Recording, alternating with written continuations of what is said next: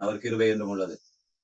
கர்த்தருடைய பரிசுத்தமுள்ள நாமத்துக்கு மகிமை உண்டாவதாக. கர்த்தருடைய பரிசுத்தமுள்ள நாமத்துக்கு மகிமை உண்டாவதாக. தொடர்ச்சியாக நாம் இந்த கிருபை என்ற வேத பாடத்தை கற்றுக்கொண்டு வருகிறோம்.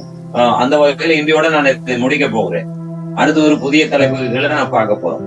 அவே திரும்பவும் நான் உங்களுக்கு ரிமெம்பர் ஒரு ஞாபகப்படுத்துவதற்காக தலைப்புகளையும் உபத்தலைப்புகளையும் அதனுடைய சாராம்சங்களையும் சொல்லி இன்றைய காரியத்தை சொல்லி நான் முடிக்க போகிறேன். கர்த்தர் நல்லவர். ஹல்லேலூயா. கிருபை, பொதுவான கிருபை, விசேஷித்த கிருபை. அதை தொடர்ந்து கிருபை விழுந்து போகுது அல்லது கிருபை விழுந்து அது போக்கடிக்கிறார்கள் என்றெல்லாம் பார்த்தோம். அது மாத்திரமல்ல, கிறிஸ்துவின் உபதேசம் என்றால் என்ன, அதை கொண்டு வருகிறவர்களை நாம் கொண்டு வராதவர்களை ஏற்றுக்கொள்ளக் கூடாது என்று சொல்லி நாம் பார்த்தோம். உபதேசங்கள் என்று சொல்லுகின்ற பொழுது கிறிஸ்துவின் உபதேசம். இன்னைக்கு ஒவ்வொரு சபைக்கு ஒவ்வொரு போதகருக்கு ஒரு டினாமினேஷனுக்கு ஒவ்வொரு உபதேசங்கள் இருக்கிறது. அதல்ல கிறிஸ்துவின் உபதேசம். அதை குறித்து நாம் தெளிவாய் பார்த்தோம். அந்த கிறிஸ்துவின் உபதேசத்துல 2 காரியம் உள்ளடக்கப்பட வேண்டும். ஒன்று மனம் திரும்புதல், தேவராஜ்யம். இந்த 2ம் மையப்படுத்தி தான் இயேசு இந்த பூமிக்கு வந்தார். ஆகவே இந்த உலகத்துல மற்றும் இந்த உலக பிரகாரமான காரியங்கள் தேவைகளுக்காக இயேசு வரையில, ஏன்னா அது ஆல்ரெடி எல்லாம் கொடுத்து வைக்கப்பட்டிருக்கிறது, எல்லாம் அது நமக்கு இருக்கிறது. ஆகவே அதுக்காக ஜெபிக்க வேண்டாம் என்று சொல்லல, நாம் ஜெபிக்க வேண்டும். ஜெபத்தினாலே நிறைய நன்மைகள் கிடைக்கின்றது. ஜெபத்தில் நாம் பெற்றுக் கொள்கிறோம். அவை இந்த பூமியில ஒருமனப்பட்டவர்களாய் ஜெபத்திலே எவைகளை கேட்பீர்களோ அவைகளை நீங்கள் பெற்றுக்கொள்வீர்கள் என்று ஆண்டவர் சொன்னார். ஆகவே நாம் கேட்கலாம். நம்முடைய தகப்பனா இருக்கிறார் ஆண்டவர், நம்முடைய பிள்ளைகளா இருக்கிறோம், நம்முடைய தேவைகள் இருக்கிறது, நமக்கு தேக ஆரோக்கியம் தேவையா இருக்கிறது, குடும்பத்துக்கு ஆசீர்வாதம் தேவையா இருக்கிறது, இன்னும் பல தேவைகள் உடையவர்களாக நாம் வாழ்ந்து கொண்டிருக்கிறோம். ஆனால் அது தேவன் செய்வார். அது அடுத்த பக்கம். இருந்தாலும் அதுக்கு மாத்திரம் நாம தேவனை பார்க்க கூடாது. அதாவது தேவைகளுக்காக மாத்திரம் தேவனை பார்க்க கூடாது. தேவையெல்லாம் சந்திப்பார், அது எந்த விதமான சந்தேகம் இல்லை. ஆகவே இந்த நாளிலே ஒரு வசனத்தை வாசியுங்கள். 2 தீமோத்தேயு 2ஆம் அதிகாரம் 1வது வசனம். 2 தீமோத்தேயு 2ஆம் அதிகாரம் 1வது வசனம். குமாரனே, நீ கிறிஸ்து இயேசுவில் உள்ள கிருபையில் பலப்படு. பாருங்கள், நாம் கிருபையிலே பலப்பட வேண்டியது அவசியமா இருக்கு. அவே கிருபையை பற்றிய நிறைய வார்த்தைகளை நாம் கேட்டோம். அது கிருபையில நாம் பலப்படணும். இன்னும் நாம் பார்த்த அந்த யோவான் 1:16 அவருடைய பரிபூர்ணத்தினாலே நாம் எல்லாரும் பரிபூர்ணம் பெறுகிறோம், கிருபையின் மேல் கிருபை பெறுகிறோம் என்று சொல்லி பார்க்கிறோம். அப்ப மேல கிருபை இன்னும் தேவை, இன்னும் தேவை, இன்னும் தேவை. இன்னும் தேவன் கிருபையை எங்களுக்கு அளவில்லாமல் தர வேண்டும். ஆகவே அதுல நம்பர் 1 அங்கே சொல்லுகிறார், நீ கிறிஸ்து இயேசுக்குள் கிருபையிலே பலப்படு. அந்த வகையில நாம் வாசித்தோம். அதாவது புலம்பல் 3ஆம் அதிகாரம் 23வது வசனம். புலம்பல் 3ஆம் அதிகாரம் 23ஆம் வசனம் வாசிங்க.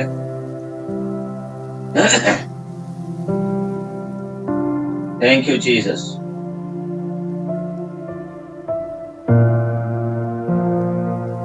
Praise the Lord. புலம்பல் 3:23. Thank you Jesus. அவைகள் காலைதோறும் புதியவைகள், உண்மை பெரிதாயிருக்கு. அதாவது நாம் நிற்பதும் நிர்மூலமாக கிருபை, அவைகள் காலைதோறும் புதியவைகள். காலைதோறும் தேவன் நமக்கு புதிய கிருபையை அளிக்கிறார். நேரத்திலே காத்திருந்து நாம் அதிகமாக புதிய கிருபையை பெற்றுக் கொள்ள வேண்டும். ஏனெல்லாம் அந்த நாலு குறித்த பிசாசானவன் அவன் சோதனை இருக்கிறான், அவன் கண்ணி வைக்கிறான். அவனை எந்த அவனுடைய சமூகத்துல அதிகாலை நேரத்துல நம்மை ஆண்டவருடைய சமூகத்துல காத்து ஜெபிக்க நாம் செல்லுகின்ற திருச்சபைகளுக்காக, திருச்சபை மக்களுக்காக நாம் அதிகமாய் ஜெபிக்க வேண்டும். காலையிலேயே அந்த கிருபை, புதிய கிருபைனால் நாம் கவர் பண்ண வேண்டும். அது புதிய கிருபைனால் நாம் போர்த்துக் கொள்ள வேண்டும், மூடிக்கொள்ள வேண்டும். அவை அந்த புதிய கிருபை தேவன் நமக்கு காலை தோறும் தருகிறார் என்று சொல்லி பார்க்கிறோம். சரி, அடுத்ததாக நாம் 103வது சங்கீதம் 11வது வசனத்தை வாசிப்போமா? 103வது சங்கீதம் 11வது வசனம். Thank you Jesus. பூமிக்கு வானம் எவ்வளவு உயரமாய் இருக்கிறதோ அவருக்கு பயப்படுகிறவர்கள் மேல் அவருடைய கிருபையும் அவ்வளவு பெரிதாய் இருக்கிறது. இந்த இடத்துல கவனிக்கணும், பெரிய கிருபை. அவ கிருபையிலே சின்னது பெருசு இருக்கா? இருக்கு. இந்த வசனத்தின்படி இருக்கு. பெரிய கிருபை தருகிறார். யாருக்கு பெரிய கிருபை கிடைக்கும் என்றால் அவருக்கு பயப்பட பயம் உள்ளவர்களுக்கு. அவருக்கு பயப்படுகிற பயம் யாருக்கெல்லாம் இருக்கிறது இருக்கிறதோ அவர்களுக்கு அவர் பெரிய கிருபையை கொடுக்கிறார். அப்ப கிருபையில நிறைய வெரைட்டிஸ் இருக்கிறது. அதாவது என்ன சொல்றது, வித்தியாசமான காரியம். புதிய கிருபை இருக்கிறது, அடுத்து இங்கே பார்க்கிறோம் பெரிய கிருபை இருக்கிறது. அவை யாருக்கெல்லாம் பெரிய கிருபை கிடைக்கும் என்று சொன்னால், நல்ல பெருசா இருக்கிறவங்க, நல்ல பெரிய பாஸ்டர், நல்ல பெரிய சிஸ்டருக்கு தான் பெரிய கிருபை கொடுப்பேன் இல்ல. பெரிய கிருபை யாருக்கு கிடைக்கிறது? நீங்க ஒல்லியா இருக்கலாம், வெள்ளிசா இருக்கலாம், சாதாரணவர்களா இருக்கலாம். ஆனால் கர்த்தருக்கு பயப்படுகின்ற பயன் நமக்குள்ள இருக்கும் என்று சொன்னால் ஆண்டவர் நமக்கு பெரிய கிருபையை கொடுக்கிறார். இன்னைக்கு கர்த்தருக்கு பயப்படுற பயன்தான் இன்னைக்கு கிறிஸ்துவ சமூகத்தில் அற்று போய்விட்டது. ஆராதனை எப்படியும் செய்யலாம், ஊழியம் எப்படியும் செய்யலாம், பாடல்கள் எப்படியும் பாடலாம் என்று சொல்கிற ஒரு வித்தியாசமான ஒரு கலப்படமான கிறிஸ்தவம் இந்த நாட்களிலே இருக்கிறது. ஆகவே எப்படி ஆராதிக்க வேண்டும் என்று கூட ஆண்டவர் சொல்லி தந்திருக்கா பாருங்க, அருமையா சொல்லி தந்திருக்கா. வாசிக்கலாம், ஏற்கனவே வாசித்த பகுதி எபிரேயர் 12:28. எபிரேயர் 12:28 எப்படி நாம் ஆராதிக்க வேண்டும் என்று சொல்லப்பட்டிருக்கிறது. வாசிக்கலாமா?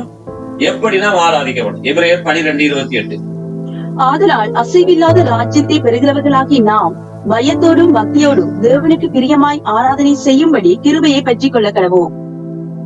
பயபக்தியோடு தான் தேவனை ஆராதிக்கணும் என்று சொல்லப்பட்டிருக்கிறது. ஆனா இன்னைக்கு ஆராதனையில துணிகரமாய் இன்னைக்கு ஜனங்கள் செய்கிறார்கள், துணிகரமான காரியத்தை செய்கிறார்கள். என்னென்னவெல்லாம் அலங்கோலமாய் அவலட்சணமாக அருவருப்பாக இன்னைக்கு நிறைய ஆராதனைகள் நடைபெறுகிறது. ஆக முக்கியத்துவம் கொடுக்கிறது ராகத்துக்கும் தாளத்துக்கும் மாத்திரம்தான். ராகமும் தாளமும் மட்டுமல்ல பிரியமானவர்களே. ஆகவே பயபக்தியோடு ஆராதிக்கிற ஆராதனையை தான் ஆண்டவர் கேட்கிறார். அப்படிப்பட்டவர்களுக்கு பெரிய கிருபையை கொடுக்கிறார். ஆகவே நாம் ஆராதிக்கின்ற பொழுது ஒரு பயபக்தி உண்டாக வேண்டும். நானெல்லாம் சபையில சொல்லுவேன், நீங்கள் ஆராதிக்கின்ற பொழுது நம்முடைய ஆவியும் தேவ ஆவியும் கனெக்ஷன் ஆகணும். அதுதான் பிரசன்னம், அதுதான் தேவ மகிமை. ஆகவே அந்த பிரசன்னம் இல்லாமல், அந்த தேவ மகிமை இல்லாமல் ஒரு சத்தம் போடுவதனால் எந்த பிரயோசனமுமே இல்லை. ஆகவே என்னுடைய ஆவியோடு தேவனுடைய ஆவி இணைந்து கொள்ளுகின்ற பொழுதுதான் அந்த பிரசன்னத்தை நாம் உணர முடியும். அதுக்காக ஸ்பெஷலா வியாதிக்காக ஜெபிக்க தேவையில்லை, பிரச்சனை போராட்டத்துக்காக ஸ்பெஷலா ஜெபிக்க தேவையில்லை. என்ன பொறுத்த மட்டும் நான் மக்களுக்கு சொல்றது, நீங்க உண்மையா ஆராதிப்பீங்களா இருந்தா, தேவ ஆவியான உங்களுடைய ஆவியோடு இணைந்து கொள்வாரா இருந்தா, உங்களுடைய சரீரத்துல காணப்படுகிற பலகீனம் மாறும், உங்களுக்கு இருக்கின்ற கவலைகள், கண்ணீர்கள், பிரச்சனைகள் மாறும். அதுக்கு ஸ்பெஷலா நாம் ஒரு ஜெபம் நடத்த தேவையில்லை.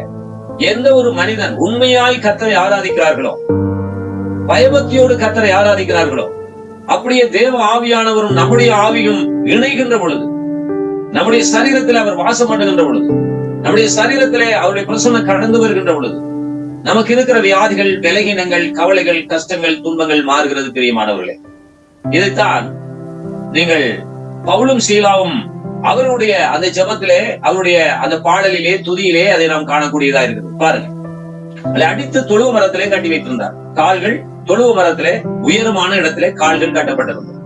அது என்ன செய்தார்கள்? ஜெபம் பண்ணி தேவனை பாடி துதித்தார்கள். உடனே அந்த அந்த சரீரமான அந்த பலகீனத்துக்குள், அந்த பலவீனமான அந்த சரீரத்துக்குள் தேவ ஆவியானவர் கனெக்ட் ஆனார். அவர்கள் நொந்து போய் உடைந்து போய் இருந்த அந்த ஆத்துமாக்குள்ளே, ஆவிக்குள்ள தேவ ஆவியானவர் கனெக்ட் பண்ணுகின்ற பொழுது அங்கே இருக்கின்ற எல்லா பிரச்சனைகளும், போராட்டங்களும் மாறுகிறது. அவை இது அன்று பவுலுக்கும் சீலாவுக்கும் மட்டும்தான் தேவன் செய்வார் என்று இல்லை. இன்று யாரெல்லாம் பயபக்தியோடு தேவனை துதித்து ஆராதிக்கிறார்களோ அங்கே அவருடைய பலகீனங்கள் மாற்றப்படுது. ஸ்பெஷல் அதுக்காக ஜெபிக்க தேவையில்லை. ஆராதித்து துதித்து ஆராதித்துக் கொண்டிருக்கும் போதே தேவ பிரசன்னம் நம்முடைய ஆவி ஆத்துமா சரீரத்துக்குள்ள இறங்குகின்ற பொழுது நம்முடைய பலகீனங்கள், நமக்கு விரோதமா நிற்கிற சத்துருக்கள், அவர்கள் முறியடிக்கப்படுகிறார்கள். அப்படி என்றால் இன்னைக்கு ஆராதனை ஒரு சத்தத்திலே மாத்திரம், இசையிலே மாத்திரம் இன்னைக்கு இருக்கிறது. ஆகவே பிரியமானவரே, அதனாலதான் அந்த ஆராதனையின் வேளையிலே அற்புதங்கள் நடப்பதில்லை. ஆகவே பயபக்தியோடு நாம் தேவனை ஆராதிக்க வேண்டும். தேவனுக்கு பயப்படும் பயம் நமக்கு அவசியமாயிருக்கிறது. அந்த பயப்படும் பயம் என்னத்தை எங்களுக்கு கொடுக்கிறது என்றால், அது பெரிய கிருபையை நமக்கு கொடுக்கிறது, பெரிய கிருபையை கொடுக்கிறது. ஸ்தோத்திரம், ஹல்லேலூயா. சரி, சங்கீதம் 2:11 வாசியுங்க. சங்கீதம் 2:11. Thank you Jesus.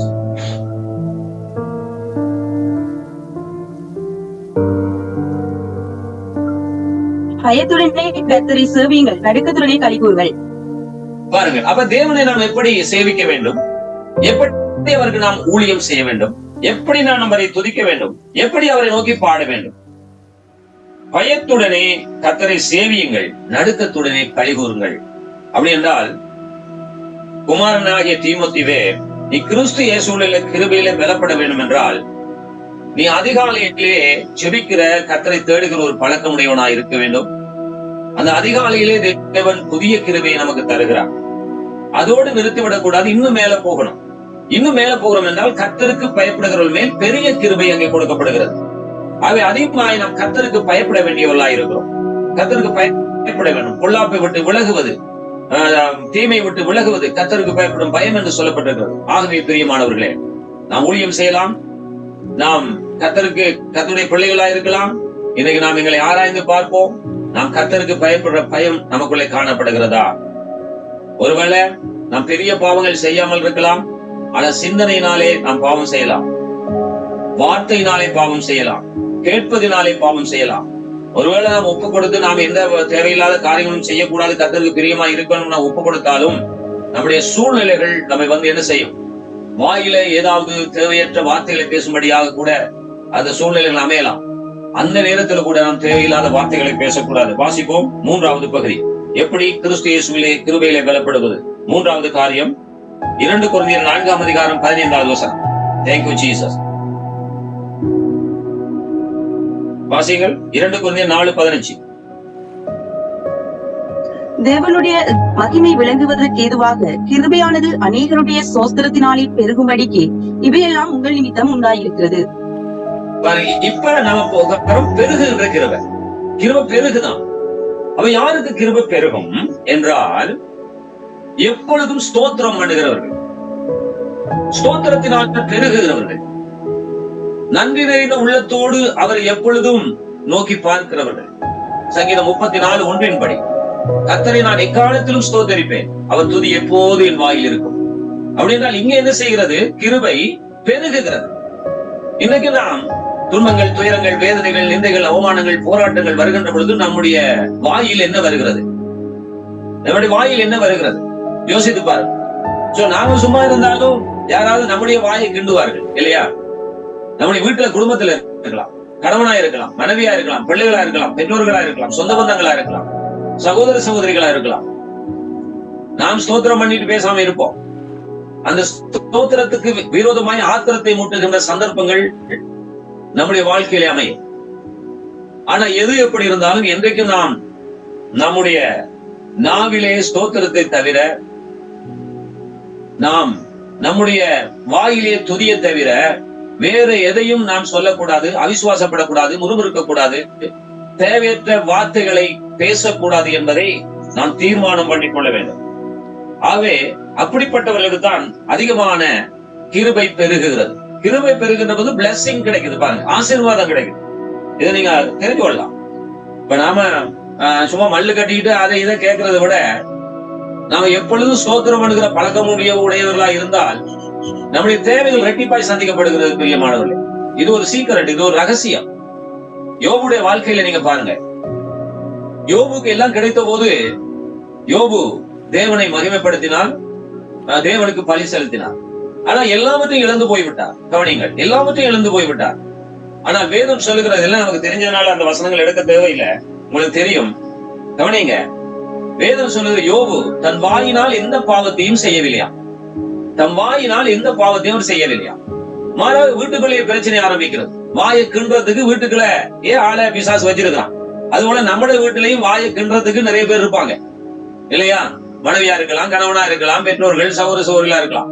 நாம சும்மா சோத்திரம் பண்ணிட்டு பேசாம இருப்போம் இருந்தாலும் எங்களை இருக்க விட மாட்டார்கள். ஏதோ ஒரு சோழி சுரட்டு, ஏதோ ஒரு பிரச்சனையை கொண்டு வந்து போட்டு நம்முடைய வாயை கட்டி விட்டுருவார்கள். சோ அப்படிதான் யோபுடைய குடும்பத்துல சாத்தான் அங்கே ஒரு பிரச்சனை வச்சிருந்தான். மனைவி, தன்னுடைய மனைவி, அவள் வந்து சொல்லுகிறார், இன்னுமா நீர் உத்தமத்தில் இருக்கிறேன், இன்னுமா சோத்திரம் பண்ணி கொண்டு இருக்கிறேன், நீர் கர்த்தரை தூசித்து ஜீவனை விட்டு சென்று தொலைஞ்சு போயிடும் என்று சொல்லுகிறார். எப்படிப்பட்ட ஒரு ஆலோசனை பாத்தீங்களா? ஆனா யோபு கண்டுபிடித்தார், இது மனுஷி இல்ல, மனுஷிக்குள்ள பேய் இருக்கு. அதுபோல இன்னைக்கு நம்முடைய குடும்பங்கள்ல நிறைய பேருக்குள்ள பேய் இருக்கு. தயவு செய்து கோவிக்காதீங்க, ஒரு சொல்ல குரணைக்காதீங்க. சீசரோடு, அதாவது சீசர்கள் கூட்டத்தில் இயேசு இருக்கின்ற பொழுது பேதுருக்குள்ள பேய் வந்தது. எப்படி வந்தது? இயேசு சொன்னார், நான் எருசலேமுக்கு போவேன், பாவிகளால் கட்டப்படுவேன், அங்கே என்னை அடிப்பார்கள், நான் சிலுவையில் அறைவேன், 3ஆம் நாள் உயிர் தழுவேன் என்று தன்னுடைய பிரதானமான நோக்கத்தை அவர் வெளிப்படுத்திக் கொண்டிருந்த போது பேதுரு தனியாக அழைத்துக் கொண்டு போய் இயேசுவை கடிந்து கொண்டான் என்று சொல்லப்பட்டிருக்கு. இங்கதான் நாம கண்டுபிடிக்கணும், இயேசு எப்படி இனங்கண்டாரோ அதுபோல பகுத்தறிவிற வரத்தோடு நம்முடைய குடும்பத்துக்குள்ள நபர்கள், நல்ல கவனிங்க, அவர்கள் சொல்ல வருவது எங்களுக்கு அன்பு போல தெரியலாம், எங்களுக்கு அது ஒரு பாசத்துக்குரிய வார்த்தைகளை போல தெரியலாம். பிரியமானவர்களே, அதுல பிசாசு ஒளிந்திருப்பான் என்பதை நீங்கள் இனம் கண்டுபிடிக்க வேண்டும். கவனிங்கள், பேதுருவை இயேசு கண்டுபிடித்தார். அப்பாலே போ சாத்தான் என்று கடிந்து கொண்டார். பேதுரு சாத்தான் இல்ல, ஆனா பேதுருக்குள்ள சாத்தான் இருந்ததாக வேதாகமம் பதிவு செய்திருக்கிறது. அதுபோல யோபுடைய மனைவி சாத்தான் அல்ல, யோபுடைய மனைவி சாத்தான் அல்ல, ஆனா யோபுடைய மனைவிக்குள்ள சாத்தான் கிரியை செய்தான். அவை இவைகளை மேற்கொள்வதற்கு ஒரே ஒரு ஆயுதம், ஸ்தோத்திரம், பிரைசிங், ஹல்லேலூயா, துதி ஸ்தோத்திரங்கள். அவை எப்பொழுதும் துதித்து ஸ்தோத்திரம் பண்ணுகிறவர்களுக்கு அதிகமான கிருபை பெருகுகிறது.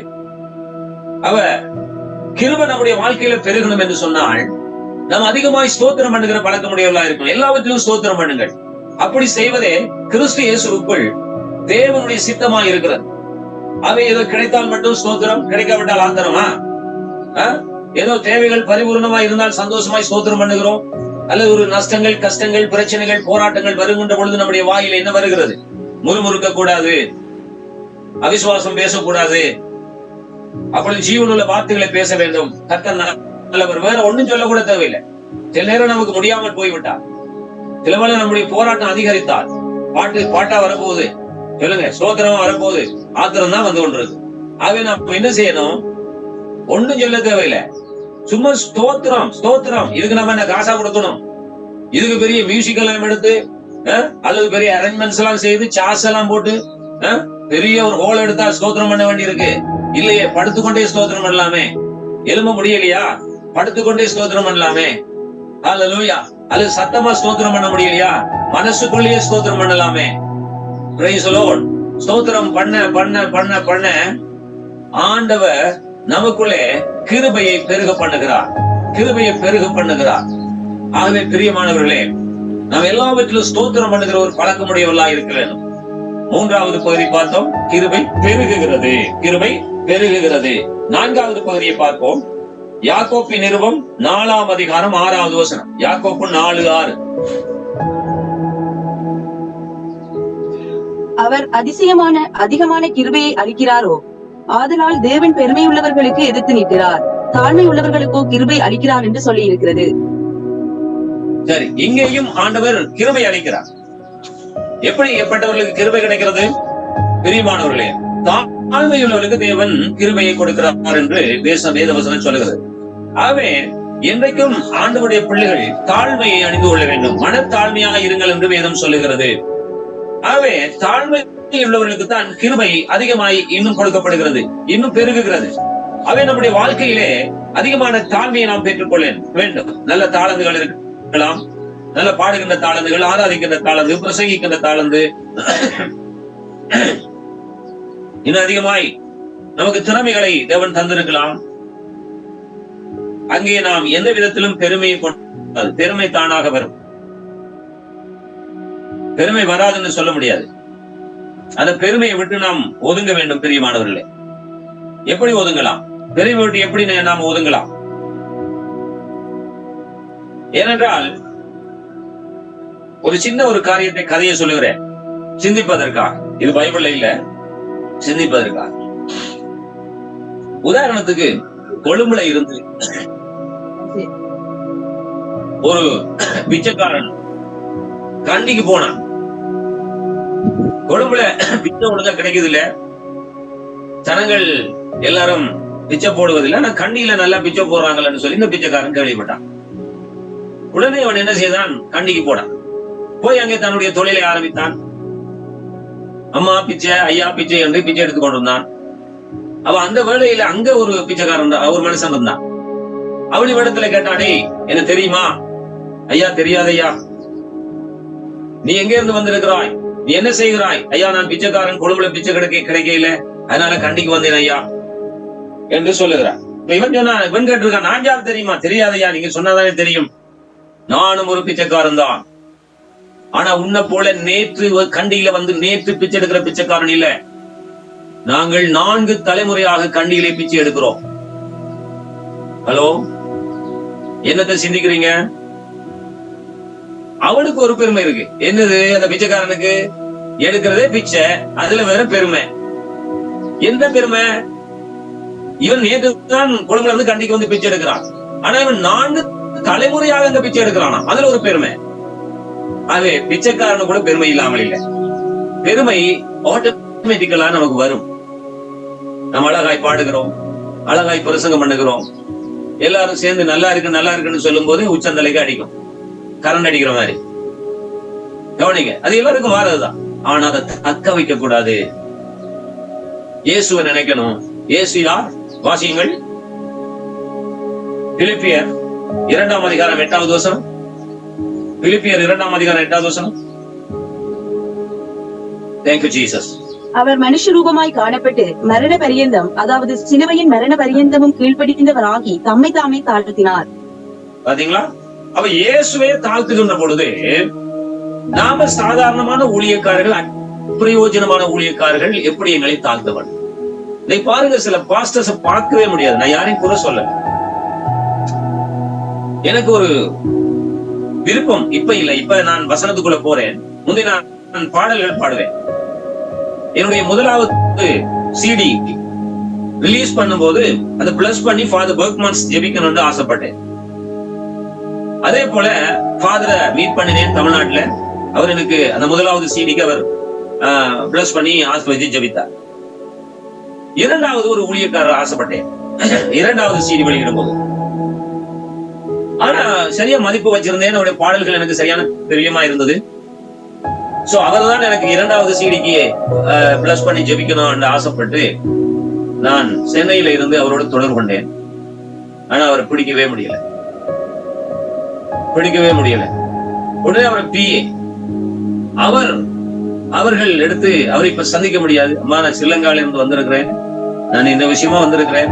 இல்ல அவரையெல்லாம் பார்க்க முடியாதுன்னு சொல்லிவிட்டாரு. இன்னைக்கும் பிரியமானவர்களே, இங்க நாம் ஸ்ரீலங்காவோ மற்ற இடங்களிலேயோ இருந்து கொண்டு இருக்கிறோம்.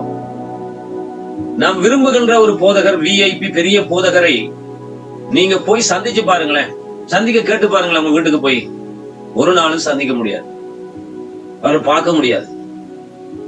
நல்லா கவனிங்க. இயேசுவை பார்க்க முடியுமா? தயவுசெய்து டைப் பண்ணலாமே. இயேசுவை பார்க்க முடியுமா? முடியாதா? அவருக்கு எவ்வளவு பிஸி. விண்ணையும் மண்ணையும் படைத்து பரிபாலனம் செய்கிற அவ்வளவு பெரிய ராஜாக்களுக்கெல்லாம் அதிகாரியவே நாம பார்த்துடலாம். ஆனா சாதாரண இந்த பெரிய ஊழியக்காரன் சொன்னவங்களை போய் பார்க்கவே முடியாது. பெருமை. அவங்களுக்கு பின்னால பாருங்க பொடிக்காட்டு வருவாங்க, முன்னால பாருங்க பொடிக்காட்டு வருவாங்க. அரசியல்வாதிகள், சினிமாக்காரர் எப்படி இருக்கிறார்களோ அப்படி அந்த பெருமையை கொண்டு நடத்தி கொண்டு இருக்கிறார். பிரியமானவர்களே, நல்ல கவனிங்க. இயேசுவை பார்க்க முடியும். ஆனா ஒரு விஐபி மினிஸ்டர் சொல்றது ஊழியக்காரன் மினிஸ்டர் தான். மினிஸ்டர் தான் என்னது? ஊழியக்காரன் சந்திக்க முடியாது. பிரியமானவர், அதுதான் நீங்க இயேசுவை மட்டும்தான் பிடிச்சிருக்கோம். அவரை மட்டும்தான் ஹீரோவை பார்க்கணும். உலகத்துல எந்த ஊழியக்காரன் நம்ம ஹீரோ அவர்கள் நன்மையானவற்றை பின்பற்றுவோம், அவர்கள்ட்ட இருக்க நல்ல காரியத்தை கற்றுக்கொள்வோம். ஆனா அவங்க ஹீரோ கிடையாது. ஹீரோ கிறிஸ்து மட்டும்தான். நம்முடைய ஹீரோ எப்படி இருந்தா? தாழ்மையா இருந்தார். கவனிச்சீங்களா? எப்படி தாழ்மையா இருந்தார்? ஒரு 2 வருஷம் தாழ்மையா இருந்தார், பிறகு மேட்டிமையா போயிட்டாரா? இல்ல. இந்த வசனம் சொல்லுது, மரண பரியந்தமும் தன்னை தாழ்த்தினார். ஆகவே பிரியமானவர்களே, நாமும் தேவ சமூகத்துல தாழ்த்துவோம், எங்களை தாழ்த்துவோம். கிருபைதான். அப்ப தாழ்த்துகின்ற பொழுது தேவன் அவளுக்கு கிருபையை அதிகமாய் பெருகப்படுகிறார். 5வது பாயிண்ட்ஸ் கவனிப்போம். Thank you Jesus. 5வது பாயிண்ட்ஸ் வாசிக்கலாம். 2 கொரிந்தியர் 8ஆம் அதிகாரம் 1ஆம் 2ஆம் வசனம். 2 கொரிந்தியர் 8:1-2 வசனம். மக்கதனியா நாட்டு சபைகளுக்கு தேவன் அளித்த கிருபையை உங்களுக்கு அறிவிக்கிறோம். அவர்கள் மிகுந்த உபத்திரவத்தினாலே சோதிக்கப்படுகிறது. பெரிய தரித்திரமுடையவர்களாய் இருந்தும் தங்கள் பரிபூர்ண சந்தோஷத்தினாலே மிகுந்த உதாரத்துவமாய் கொடுத்தார்கள். நல்ல கவனிங்க. அன்றைய சகோதரே, மக்கதனியா நாட்டு சபைக்கு அளித்த கிருபையை உங்களுக்கு அறிவிக்கும். மக்கதனியா நாட்டு சபைக்கு என்ன ஆண்டவர் கிருபை கொடுத்தார்? ஏன் அந்த கிருபை நம்ம சபைக்கு இருக்கக்கூடாது? நல்ல கவனிங்க. மக்கதனியா நாட்டு சபைக்கு தேவன் ஒரு ஸ்பெஷல் கிரேஸ் கொடுத்திருக்கார். அந்த கிருபை என்ன? அந்த கிருபை கொடுக்கிற கிருபை. பிரியமானவர்களே, நாங்கள் இன்னைக்கு நல்ல நம்ம டீம்ல தான் யாரும் எனக்கு அனுப்பியிருந்தாங்க, நான் விசுவாசியா இருக்கும் போது எல்லா விதத்திலயும் உண்மையா இருப்போமா, தாழ்மையா இருப்போம், எல்லாம் இருப்போம். ஆனா ஊழியக்காரனா வந்த பிறகு அதெல்லாம் மாறி போயிடும். குறிப்பா கொடுக்கிற விஷயம். வாங்குவதை பார்த்து கொடுப்பதை பாக்கியம் என்று சொல்லப்பட்டது. கொடுங்கள் கொடுக்கப்படும் பிரமாணம். நம்முடைய தேவைகள் சந்திக்கப்படுவதற்கு நல்ல கவனிங்க. கொடுக்கிறதுதான் அதுக்குரிய கீ, அதுக்குரிய என்னது சிறப்பு. கொடுக்காத எவருக்கும் தேவன் கொடுக்க மாட்டார். அவை மக்கதனியா நாட்டு சபைக்கு தேவன் கொடுக்கிற கிருபையை கொடுக்கிறார். கொடுப்பது பணத்தை வைத்துக் கொண்டு அல்ல. உங்களுக்கு தெரியும், சாரிபாத் ஒரு விதவை தெரிஞ்ச பொருள் வைத்துக் கொண்டு கொடுக்கவில்லை. அதுபோல அந்த ஏழை விதவை கணக்கு நிறைய காசு வைத்துக் கொண்டு கொடுக்கவில்லை. சோ அவர்கள் இல்லாமையிலே கொடுத்தார்கள். அதுபோல மக்கதனியா நாட்டு சபையும் கொடிய தரித்திரம் உள்ளவர்களாய் இருந்த போது அவர்கள் தங்கள் திராணிக்கத்தக்கதாய் கொடுத்தார்கள் என்று பவுல் அங்கே ஐடென்டிஃபை பண்றார். பிரியமான ஊழியர்களே, ஊழியக்கார சகோதரிகளே, நாங்களுக்கு கொடுக்கிற விஷயத்துல உண்மையா இருக்கணும். பாருங்க, நாங்களும் தசவமாக கொடுக்கணும். தசவமானம் வாங்குறோம், நாமும் கொடுக்கத்தான் வேணும். தசவமானம் கூடாது, அதுக்கு கெட்ட போது எல்லாம் நிறைய பேர் போச்சுட்டு இருக்காங்க. தசவமாக என்ன கூடாது, கொடுக்கறது என்ன கூடாது? அது தசவமாக மட்டும் சொல்லட்டும், அல்லது 10 பாவம் சொல்லி என்ன பேரை சொல்லுங்க. ஆனா கொடுங்கள் கொடுக்கப்படும். கொடுக்கிற எவனும் பெற்றுக் கொள்ளுகிறான். அது அந்த பணம் நல்ல விதை விதை பைபிள் சொல்லுது, புசிக்கிறவனுக்கு ஆகாரத்தையும் விதைக்கிறவனுக்கு விதையும் புசிக்கிறவனுக்கு ஆகாரத்தையும் கொடுக்கிறவர் உங்கள் நீதியின் விளைச்சலை பெருக பண்ணுவா. ஆகவே யாராவது ஊழியக்காரன் உங்கள் வீட்டுக்கு வந்தால், அல்லது யாராவது விசுவாசியோ ஒரு ஏழையோ ஒரு எளியவர்களோ வந்தால் அவர்களை உபசரிங்க. ஒருவேளை டீ கொடுக்க பால் இல்லாம இருக்கலாம், வேண்டியாவது கொடுங்க. சீனி இல்லாம இருக்கலாம், சும்மா காட்டிலாவது கொடுங்க. இருக்கிறதே நாம கொடுக்க முடியும், இல்லாத கொடுக்க முடியாது. ஆகவே கொடுக்கிற விஷயத்துல நாம் பெருகுகின்ற பொழுதுதான் அதிகமாக எங்கள் தேவையில் சந்திக்கப்படும். இது ஒரு ரகசியம். இன்னைக்கு நான் இந்தியா பகுதிக்கெல்லாம் ஊழியத்துக்கு போகின்ற பொழுது தென் மாவட்டம் என்கிற ஒரு மாவட்டம் இருக்கு. அதாவது கன்னியாகுமரி, நாகர்கோவில், திருநெல்வேலி, தூத்துக்குடி, இந்த 4 மாவட்டம் தென் மாவட்டங்கள் என்று சொல்லுவாங்க. எல்லா மாவட்டங்களை விட இந்த தென் மாவட்டத்தில் இருக்கிற விசுவாசிகள் ஊழியர்கள் அதிகமாய் கொடுப்பார்கள். சாப்பாடும் அந்த மாதிரி கவனிப்பார்கள், சென்னையை விட, மதுரையை விட, வேறு மாவட்டங்களை விட. ஆனால் அந்த பகுதியில் உள்ள விசுவாசிகள் ஊழியர்கள் நல்ல செழுமையா இருக்கிறார்கள், நல்ல ஆசீர்வாதமா இருக்கிறார்கள். அவை நம்முடைய சபையும் கொடுக்கிற சபையா மாறணும். நாங்களும் கொடுக்கிறவர்களாய் மாற வேண்டும். ஊழியர்களாகி நாமும் கொடுக்க மாற வேண்டும். நாமும் தசமாக கொடுக்க வேண்டும். நமக்கு தேவன் சந்திக்கிறத கொடுக்க வேண்டும். நம்முடைய மனைவி கொடுக்க வேண்டும், நம்முடைய கணவன் கொடுக்க வேண்டும். ஒரு பிள்ளைகளுக்கு மாமா ஒரு 10,000 ரூபாய் கிஃப்ட் கொடுத்தார், 10,000 ரூபாய் காசு கொடுத்தாருன்னு வைங்க, பிள்ளைகளுக்கும் பழக்க வேண்டும். ஆண்டவர் 10,000 ரூபாய் உனக்கு சந்திச்சிருக்கிறார், அதுல நீ கர்த்தரை கனப்படுத்தி நீ என்ன செய்யணும்? நீ தேவனுக்கு கொடுக்கணும். அதுல ஒரு 1000 ரூபாய் எடு, அந்த 1000 ரூபாய் கொண்டு போய் தேவ சன்னிதானத்தில் உண்டு பேர்ல போடு மகனே மகளே என்று மகனுக்கும் மகளுக்கும் பழக்க வேண்டும். கொடுக்கிற பழக்கம் கிருபையை எங்களுக்கு கொடுக்குது, அதுக்கும் கிருபை பெருகுது. சரி, டைம் ஓவர். ஆகவே இந்த நாளிலே நாம் இதோடு முடித்துக் கொள்வோம். மீண்டும் அடுத்து ஒரு புதிய தொடரோடு தலைப்போடு நாம் தேவ வார்த்தையை கேட்போம். தேவனுக்கு சித்தமானால். God bless you. கர்த்தர் உங்களை ஆசீர்வதிப்பார்.